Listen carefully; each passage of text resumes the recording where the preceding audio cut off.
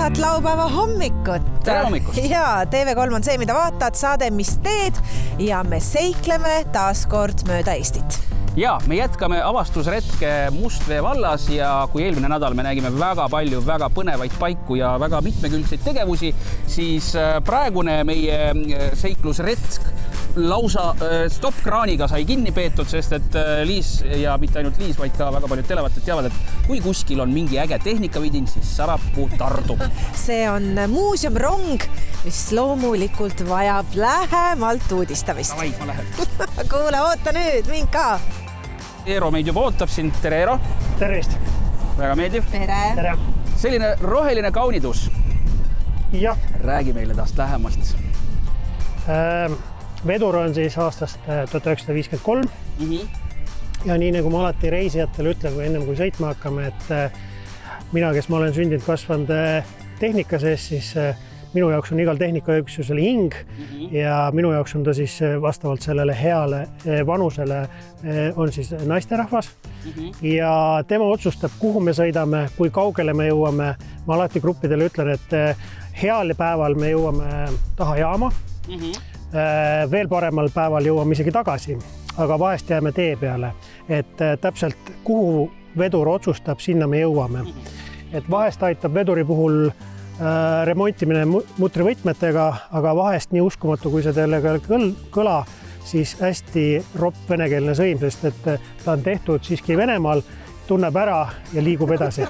Pärast vagunis näete, missuguse vana rauane me ta kätte saime ja tegelikult me alati kiidame.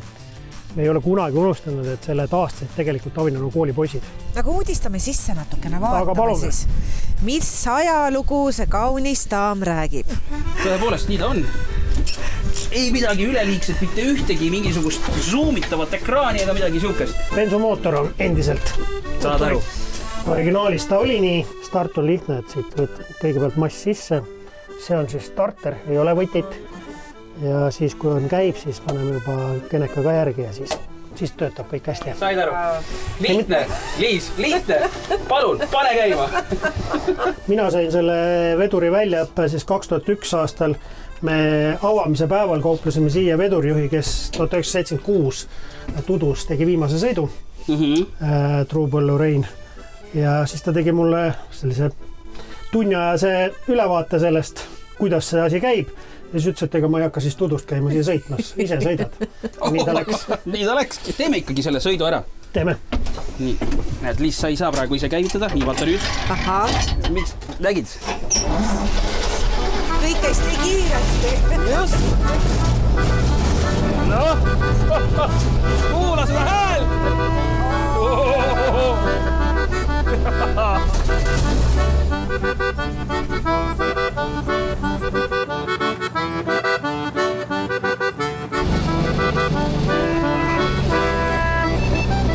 Ma just enne mõtlesin, et kui vaadata seda veduri nagu kabiini, et talvisel ajal siin võib-olla kõige meeldivam sõita ei ole, aga tegelikult mootorist tuleb sooja küll päris piisavalt. Et vähe sellest, et see daam on väärikas vanuses, on tubli, ta on veel ka päris kuum.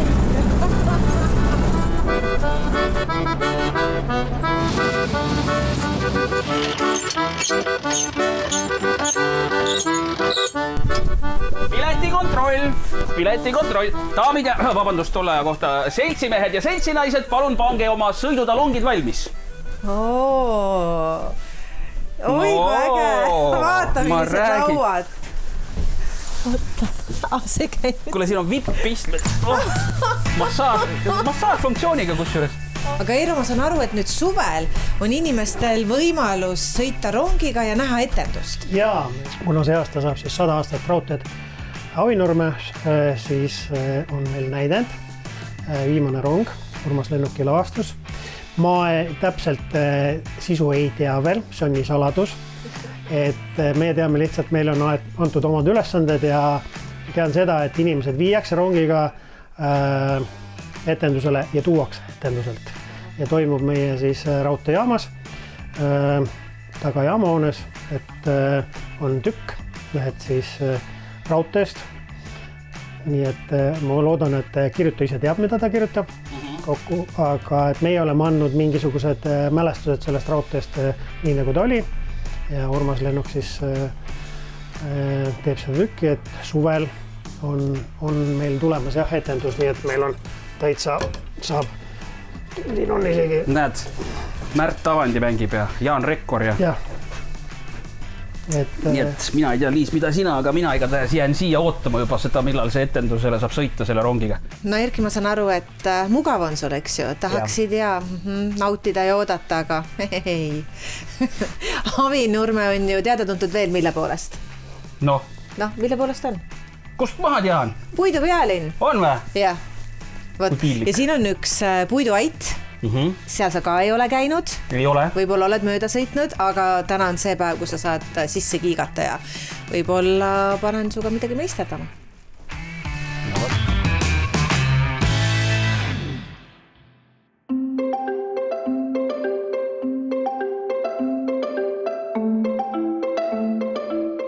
See, kus me Erki praegu oleme, on Avinurme puiduait. See on Avinurme üks erilistest pärlitest. See oli see, mille kohta ma ei teadnud mitte midagi. Just.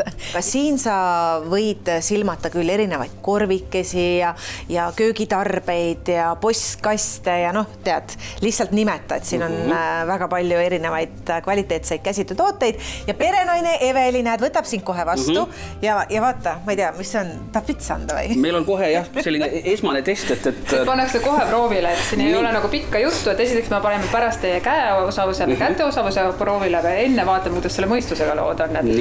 Meil on, mis te arvate, mille jaoks sellist asja kasutatakse? Kas seda kasutatakse seda on võimalik kasutada näiteks igapäevaselt? Võib. Ja. Sina pakuksid mida? See on nagu mingi mõõtmiseks või midagi? Suitsuvorst. Sa paned suitsuvorsti siia just. Ja siis hakkad lõikama. Ja hästi mugav lõigata. Ja siis siin on need, kas siis siia lükkad need viilukesed või näiteks siin on või tükikene. Suuremad mehed ütlevad väga hea, et see tegelikult on ka vorsti lõikamise laud, aga suuremad mehed ütlevad, et see on hea mõõdupuu ka. Sa ei pea lõikama mingit viilu, sa võtadki selle järgi, et võt selle ampsu järgi. Aga jumal õige. Päriselt. Jah, ma ütlesin, targad inimesed tulid. No aga selline asi. See on padi. Kaelapadi on see. Ja kus sa kasutad teda siis? Ma panen ta, kui ma tahan magada. See on niimoodi, et kui sööd salatit või midagi, või ühesõnaga väsid ära. Kui jääd magama salati söömise aeg. Paned niimoodi laua peale, niimoodi magad. Mina oleks võib-olla öelnud, et näiteks, ma ei tea, vaatan telekat ja siis panen siia kukla taha või vastu seina näiteks niimoodi istun. No kasutus on jumal õige, aga kasutad teda soojas ruumis. Saunas? Absoluutselt. Nagu eestlased ikka ja soomlased ka väga armastavad saunas käia. See on üks väga populaarne toode meil ja lähed sauna lavale, viskad pikali ja tõesti käibki niimoodi kukla alla ja saad liigutada täpselt sinna, kus endal mugav on ja iga ühe pea järgi ka. Mis siin veel on? No võt selline asi on ka, mis on kasutusel olnud, on lihtne. Loomulikult see on seljasügar. Aga mis sa sügad sellest seljast pese? No. Nii. Tegelikult ei ole. Ei ole või? Ei ole. Väga hõreda karvukattega kamm. On ka pakutud, aga tegelikult on toiduga seotud. See on spageti lusikas. Jah. Spagetiga. Et spagette siis segamise või selle keetmise ajal segada ja serveerida. Vaata, kui hea ait see on. Astud uksest sisse, kohe sa tuleb kõike on vaja, sest mitte midagi ei ole kodus olemas. Kas vastab tõele, et teil siin isegi koolis lastele õpetatakse korvipunumist? Ja Avinurmes on gümnaasium ja Avinurmes on selline traditsioon olnud üle 30 aasta. Et tõesti 7.–8. klass käivad meil siin koha peal ja teevad siis otsast lõpuni ühe korvi. Ja on vaata lootus ka, eks ju, et see traditsioon kuidagi välja ei sure. Ja, et kui me seda ise ei hoia, et ega siis muud viisi ei saa. Kes minevikku ei mäleta, sel tulevikku pole. Nii, kuidas sul nüüd meeleolu? Mina olen täiesti valmis proovima. Siis läheme otsime alt üles meie puidutoa. Need on märjad, need on laastud, aga mis puidust need võiksid olla? Mis puus on? Ma arvan, et see on lehtpuu. Vale vastus. No võt, kuusk. Ei. No siis on järelikult elupuu. Eesti üks levinumaid. Mänd. Just. Et mänd on väga hea korvimaterjal, sest tal on pikk okste vahe, temast saab laastu tõmmata ja sellepärast kasutame meiega hästi palju mändi. Aga peale selle on ta ilus ka, tal on siuke ilus triip, et sellepärast ei saa see nagu lehtpuu olla.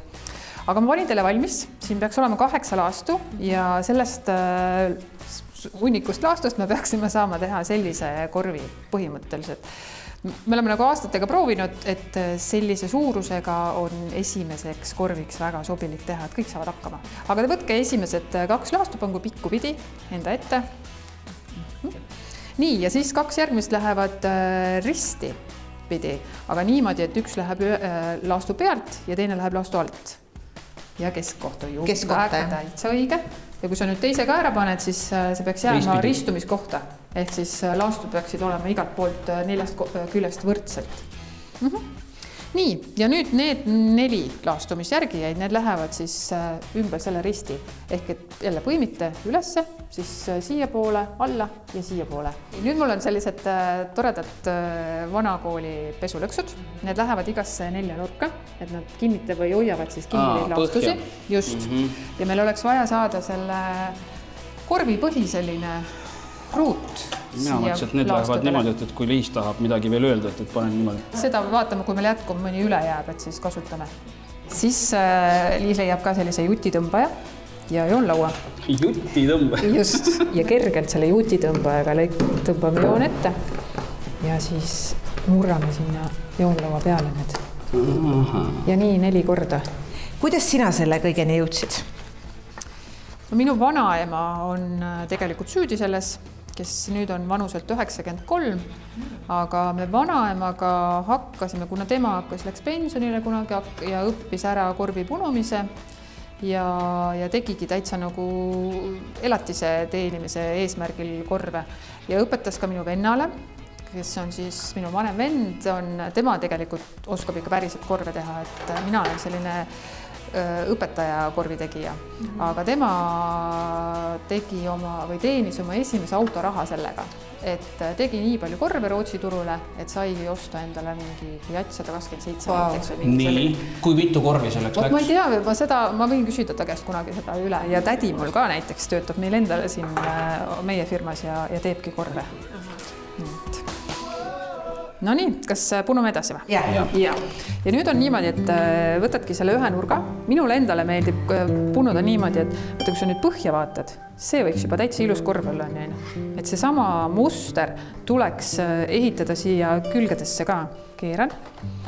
See, mis on järgmine pesulõks, võtan selle eest ära, järgmine laast, auk kinni ja tagasi. Nii, nüüd võtad selle laastu või selle pesulõksu ära. Ta näita palun uuesti. Jah.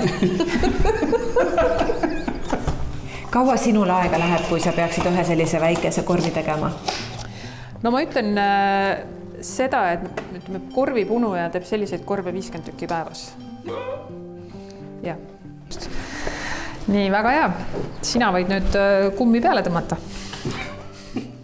Ma oleks teadnud, oleks kohe kummi peale tõmmata. Alt poolt.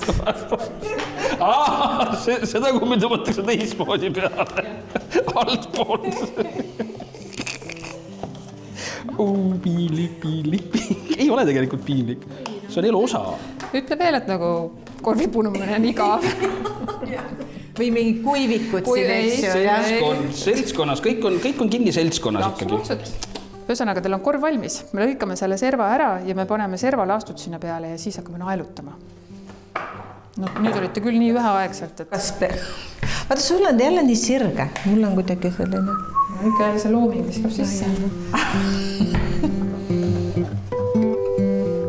Ja, nii et vahet ei tohiks sinna tekkida, eks ju. Hästi tihedalt ümber. Nonii, nüüd läheb naelutamiseks. Ja sa pead naela lööma niimoodi, et ta peab läbi minema sellest laastust. Aga kuidas ta läbi läheb? No. Mõned on kõverad, sellepärast, et meil on enne ka korvipunujaid käinud siin, kes... Vaatame, just on kõver. Ei ole. Ühesõnaga, sa pead alasid kasutama, aga sa pead niimoodi kasutama, et kui see laast jääb püsti või see nael jääb püsti, siis sa lükkad natuke nende siit alasi pealt ära, sest kui ma löön vastu alasid, siis see on rauast ja see on vasest. Ilmselgelt ei lähe ta kuhugi. Nüüd oleks ta vaja niimoodi, et ta läheb siis sisse.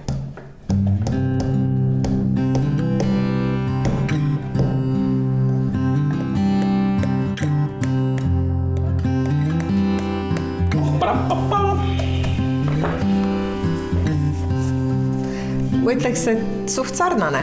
Noh, täitsa, On ju? jaa, patt oleks nuriseda. väga tublid. Esimese korvi kohta väga hästi. Oh, aitäh, Eveli. Palun. Mis sellest saab sul? Ma pean mõtlema, mis ma siia sisse panen. Ma hakkan siia midagi väga väärtuslikku koguma. Häid mõtteid näiteks. Ja. Kas Eveli on peagi tulemas ka midagi olulist teie jaoks, mida inimesed saavad külastada või kus siis kaasa lüüa? Jaa, no suvel on meil selliseid toiduga seotud üritusi palju ja meil on tulemas tünnilaad siin kohe varsti jaanipäeval, alati 23. juunil on siis selline Avinurme traditsiooniline laat, kus puutööd ja puidust käsitööd kindlasti saab kuhjaga, nii et seda me ootame küll juba pingsalt, et kui see lumi ükskord ära sulab, siis juba see laat tulebki. Nii et tasub tulla ja meil oli ka sinuga, Erki, ma arvan, väga äge kogemus. Jah.